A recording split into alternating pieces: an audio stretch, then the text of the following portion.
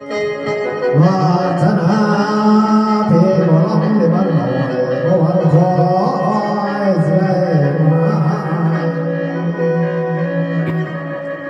มาเสียดายเด้อนอ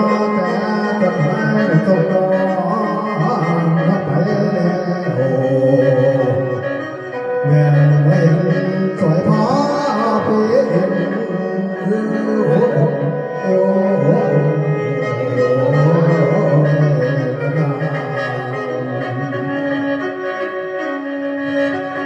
สาธุเด้อพุทธพระพุทธคอยมาบางหลังแม่แม่สาธุแม่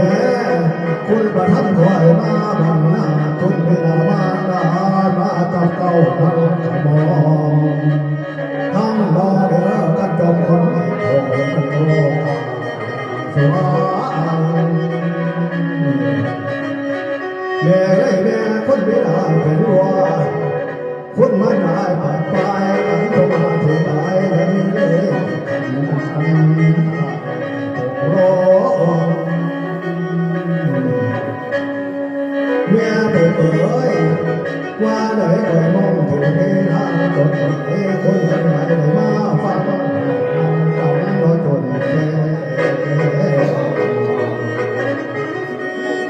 ในเมื่อเย็นผมจะนำไปส่งราคาแดงเงินตาบังคุณทานน้องสมบูรณ์ในงานผมสักข้าให้ดีสุดแล้วเปิดมาแล้วเราไม่เป็นผู้ไทยมาแล้วมาแล้วลูกผู้ไทยหวนทั้งตำแก้วผู้ไทยน้าพ่อเอ๋ยรถก็พ่อใส่ได้รับแม่บัดเสียสิ่งสีได้ถึงอย่างน้องบัดทำไปสิบคนภูมิเจ้าเพิ่นก็มาพร้อมกันระยะกล่าวมาอยู่สมองหน่อยโตอาจารย์อยู่นะย่าแม่เอ๋ยวายแม่ตกกำฟ้าสามมาเด่นภูเขาเวนภูเขาเป่าผ้ามาภูเขาเขามาอยู่สัทธาเพื่อรับบุญสร้างการและลองให้เงินยายเขานอเตกันแต่ตื่นเป็นระเบียบเรียบร้อยฟ้าเรือนต่อทางพากันมาแก้บ้านในรังโหโตพังมาหอลีเสียจากกลางหอลำ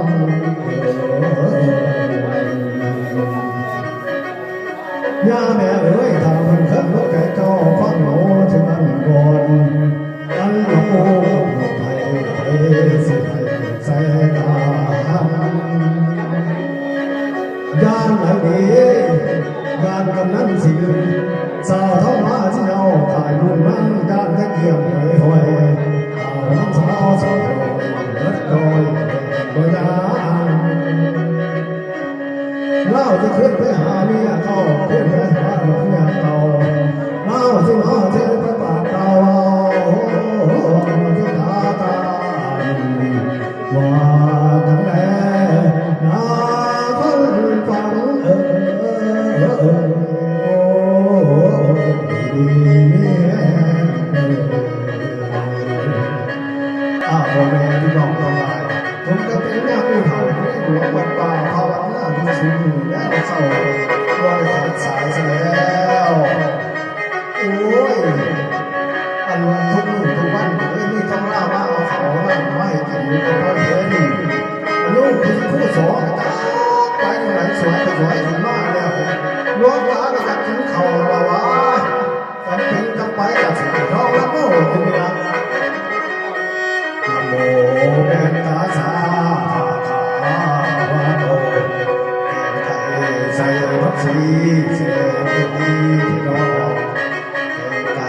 ใส่กระลำปีมาอีกทีที่รอโอ้ยนักผู้สอนเอ้ยเป็นอะไรกินนั่นมาเด้จะไหนมาเห็นมาเด้อสอยมาได้ดิอยากกินเขามาลงตากันดิเสียงลงตา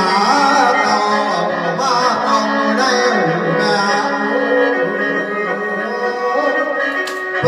ดูนานาบุญน้อย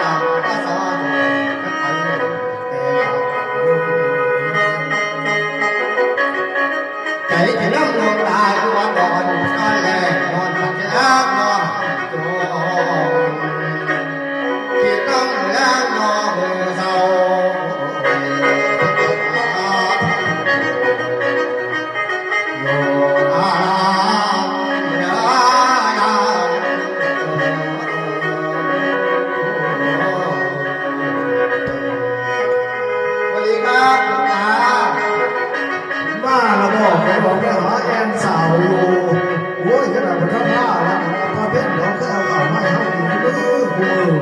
มันดวงตาเนี่ยก็จะกินเขาเราว่ามันก็สวยสวยขึ้นมากแล้ว